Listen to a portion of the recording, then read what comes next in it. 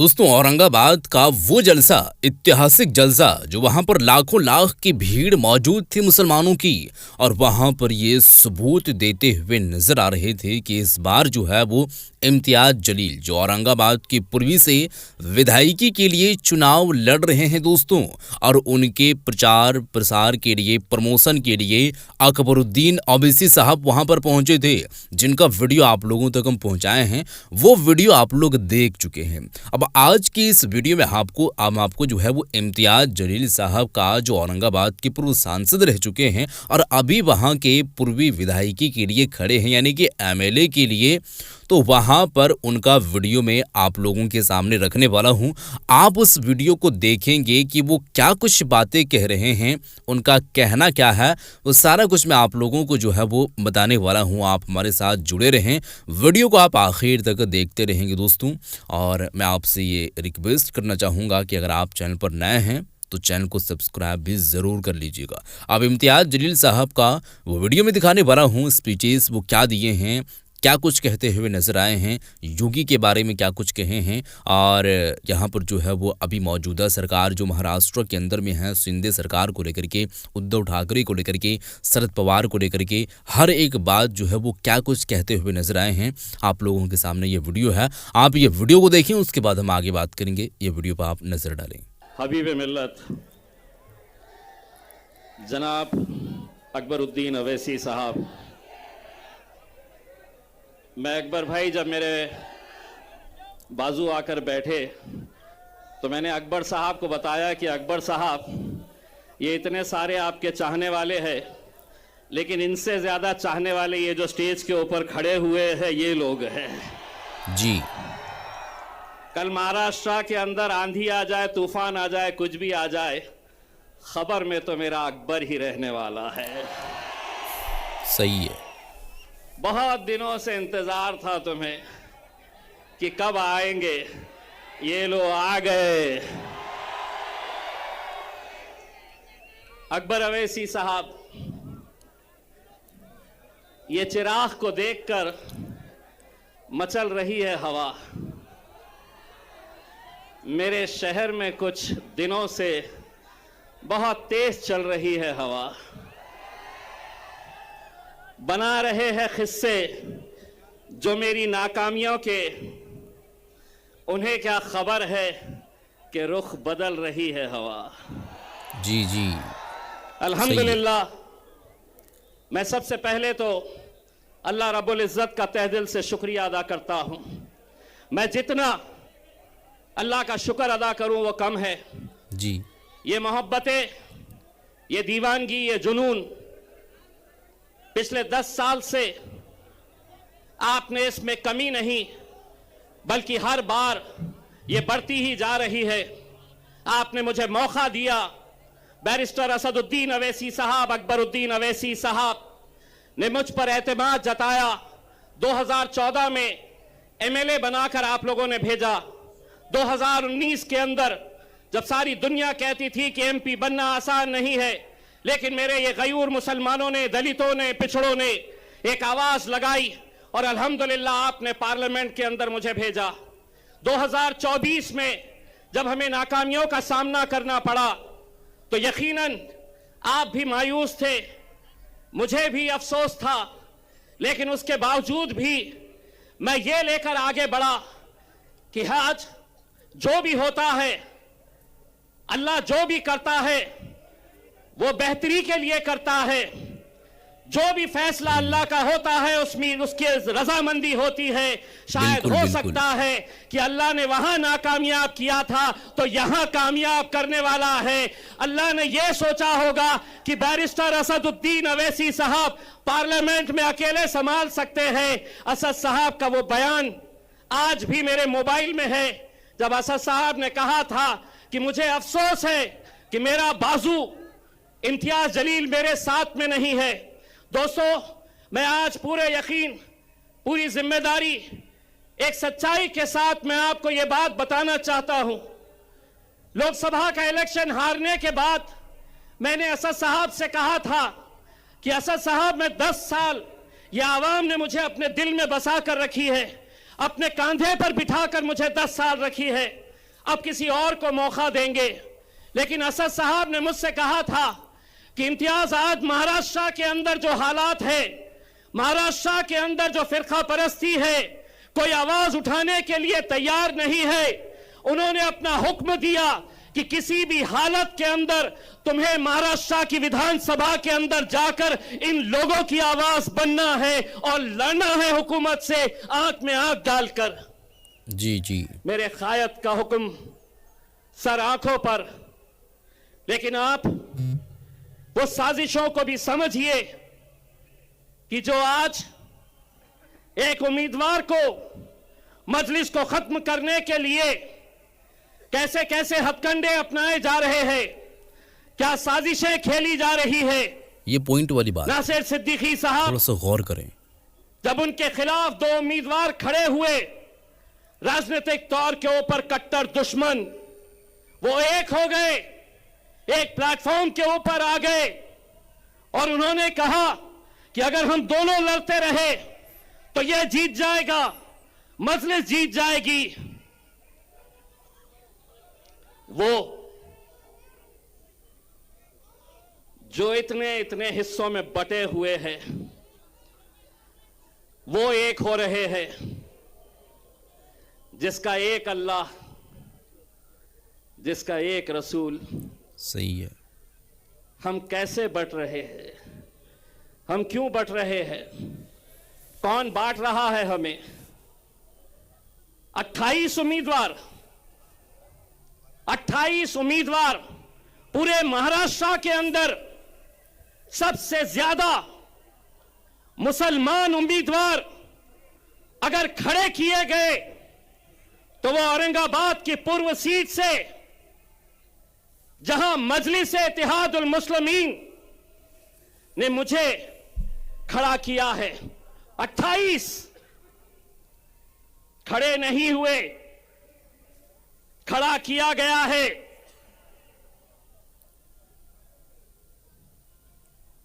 मिन्नतें की गई उन्हें समझाने की कि आज हालात क्या है। गाजापुर में हमारे घरों में घुसकर मारा गया, कोई आवाज नहीं, हमने आवाज उठाई। लोकसभा में वक्फ बोर्ड का बिल आया,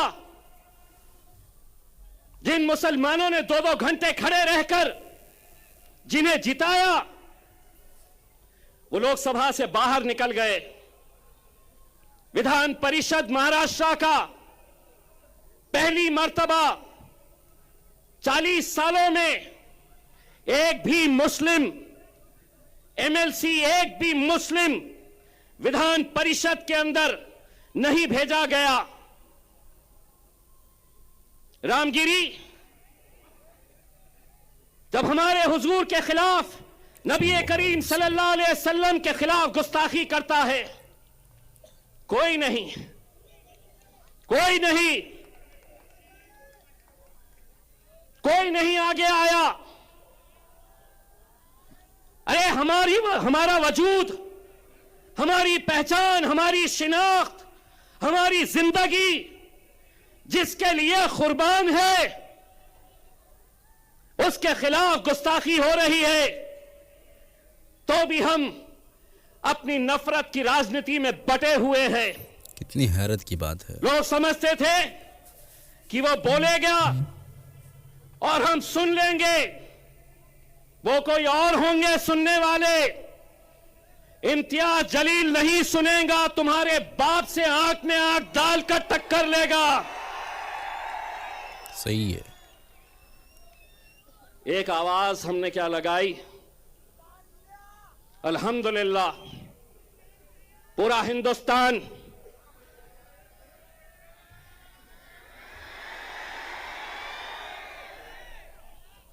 पूरा महाराष्ट्र बोले इतने कहां से आए। सही है। इतने एक पैगाम देने के लिए हम निकले थे और एक बार फिर से कह रहे हैं, एक बार फिर से कह रहे हैं, आप हमें गाली दो, हमारे खिलाफ बोलो, हम सुन लेंगे, लेकिन हुजूर के खिलाफ अगर कोई गुस्ताखी करेगा तो हम नहीं सुनेंगे। ईंट का जवाब। सही है।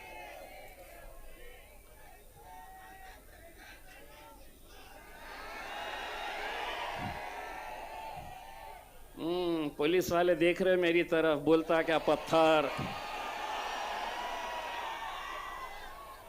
पत्थर बोलता क्या, पत्थर बोला कि केस होता मेरे ऊपर।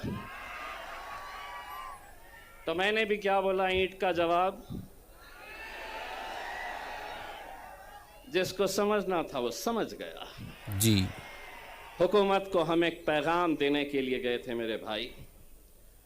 वो पैगाम था, बनकर तूफान, बगावत का सैलाब आएगा, अगर जुल्म हद से बढ़ेगा तो इनकलाब आएगा। जी मेरे भाई, इस इलेक्शन के अंदर मुझे तो ऐसा लग रहा है कि जितने मुसलमान उम्मीदवार खड़े हुए हैं, उनकी लड़ाई भाजपा से नहीं है, उनकी लड़ाई शिवसेना से नहीं है। जहां 4 लोग जमा हो गए, वहां बस इम्तियाज जलील, सिर्फ इसी का चर्चा। लेकिन हमारा मुकाबला भारतीय जनता पार्टी से है। कितने पैसे बांटेगा अतुल सावे, कितने बांटेगा? बांट बांट के। मुझे दोस्तों, आपको लग रहा होगा कि 28 में से 3 लोगों के फॉर्म रिजेक्ट हो गए, 10 लोग वापस हो गए। लेकिन कौन है ये वो 10 लोग? मैं नाम के साथ बताता हूं। समद बागवान इलेक्शन में क्यों खड़ा है? बोले मार्केट यार्ड में मैं फोन करता हूं तो कचरे की गाड़ी आती है, इसलिए मुझे एमएलए बनना है। मैं ऐसे लोगों को आपके सामने लाना इसलिए चाहता हूं कि कल 3 बजे तक जब वापस लेने का फॉर्म वापस लेने का वक्त था, मेरे लोग जा जाकर गिड़गिड़ा रहे थे। जानते हैं उस शख्स ने क्या जवाब दिया? अगर 5 लाख रुपए देंगे तो बैठता हूं, नहीं तो जल्दी बोलो, भाजपा वाले मुझे फोन कर रहे हैं इससे ज्यादा देने के लिए।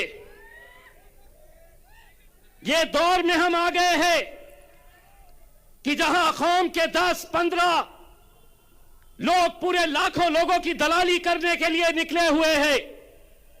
हर इलेक्शन के अंदर इलेक्शन को धंधा बना दिया गया है। बार बार 18 उम्मीदवार। मैं तो सलाम करता हूं एसडीपीआई के मेरे भाई कलीम को, जिसने खुद से कहा कि मैं बैठूंगा आपके लिए, कौम के लिए। कहां है? हाथ बताइए। मैं सलाम करता हूं ऐसे नौजवानों का।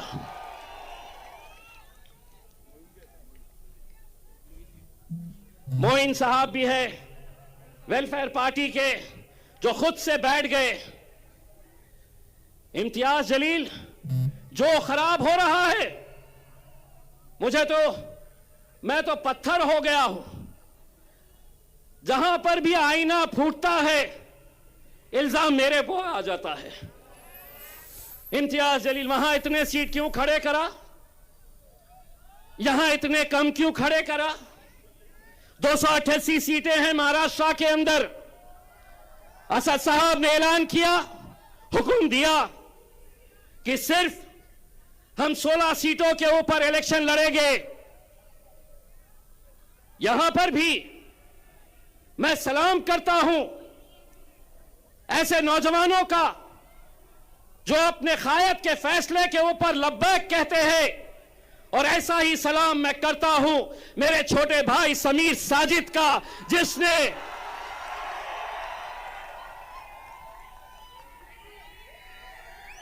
हां, समीर साजिद भी नाराज हुआ, उसे भी थोड़ा गुस्सा आया। जानते हैं, जिस दिन असद साहब का फैसला आया उसके दूसरे ही दिन शहर के जितने भी मजलिसी मुखालिफीन हैं उन्होंने समीर को फोन किया और कहा कि अब तू हमारे साथ आ जा, हम दिखाएंगे मजलिस को, हम बताएंगे असद साहब को, अकबर साहब को और इम्तियाज जलील को। लेकिन ये नौजवान लड़के ने कहा कि मैं पहले भी मजलिस में था, आज भी मजलिस में हूं और कल भी मजलिस में रहूंगा। जी जी। समीर भाई, तुम्हारी कुर्बानी मजलिस भूलेगी नहीं। इलेक्शन जिस दिन खत्म होगा, इंशाल्लाह दूसरे ही दिन तुम्हें महाराष्ट्र की एक बड़ी जिम्मेदारी दी जाएगी इंशाल्लाह। मेरे भाइयों, कुछ उम्मीदवार आप देख रहे होंगे टिकट नहीं दिए,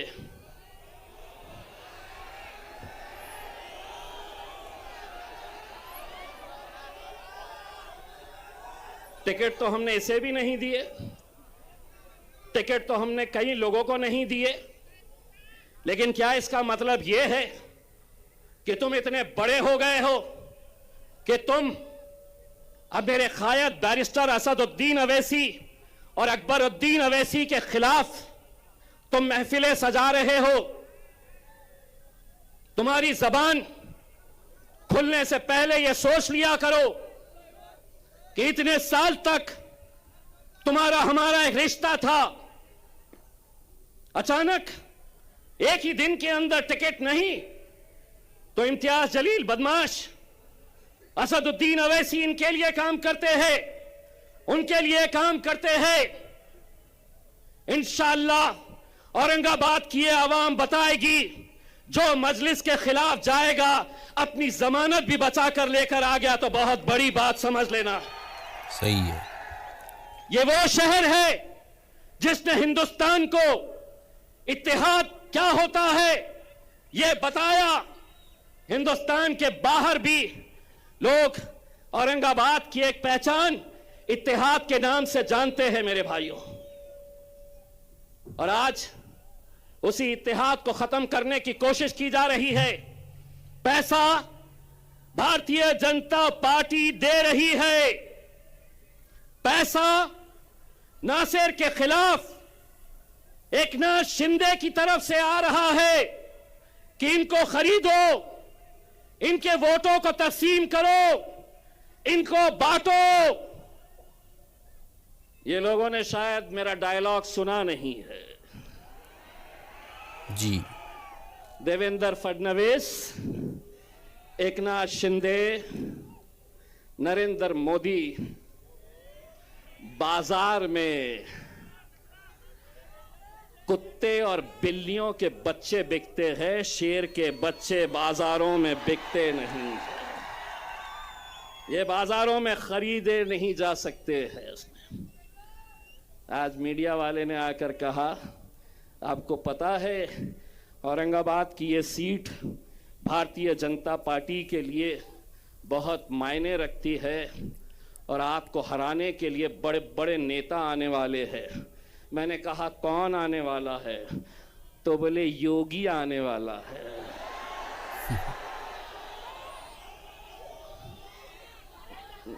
मैं बोला अच्छा टकलो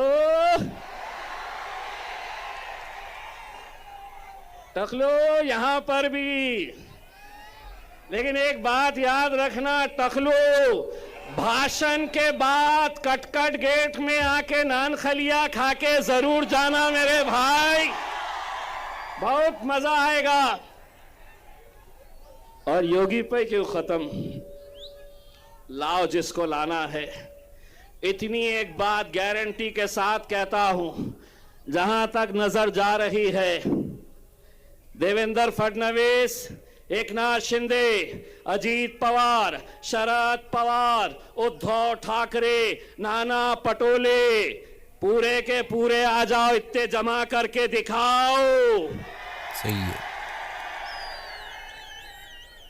ये अकेले किसके नाम पे आए हैं मालूम है? ये अकेले किसके लिए आए हैं? मेरा अकबर। जी जी 10 साल का इंतजार खत्म होने वाला है। पेटी बांध लो, मौसम बिगड़ने वाला है। मैं अब आपसे इजाजत लेता हूं और यही उम्मीद करता हूं कि 20 तारीख के दिन आप सबको निकलना है, मजलिस को कामयाब करना है। और हां, जी, जाते जाते इतना कहना चाहता हूं, अकबर भाई का ये एक ही जलसा नहीं है, अभी 2 बार और आने वाले हैं। सही है। आज टेस्ट मैच खेलेंगे, दूसरे में वनडे खेलेंगे और तीसरे में T20। बहुत बहुत शुक्रिया। वाखिरुद्दौला।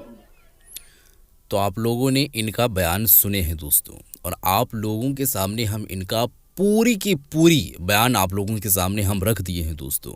ये किस तरीके से बातें कहे हैं वो आप तमाम लोगों को अच्छे तरीके से मालूम हो चुकी होगी दोस्तों कि इम्तियाज़ जलील साहब जो औरंगाबाद के पूर्वी से विधायकी के लिए लड़ रहे हैं दोस्तों, वो पिछली बार दोस्तों जो है वो हार चुके थे। इस बार वो एमएलए के चुनाव लड़ रहे हैं, तो उनको जीता जो है वो देना मुसलमानों को बेहद ज़रूरी है, क्योंकि वो उनके हक़ में आवाज़ को उठाते हैं।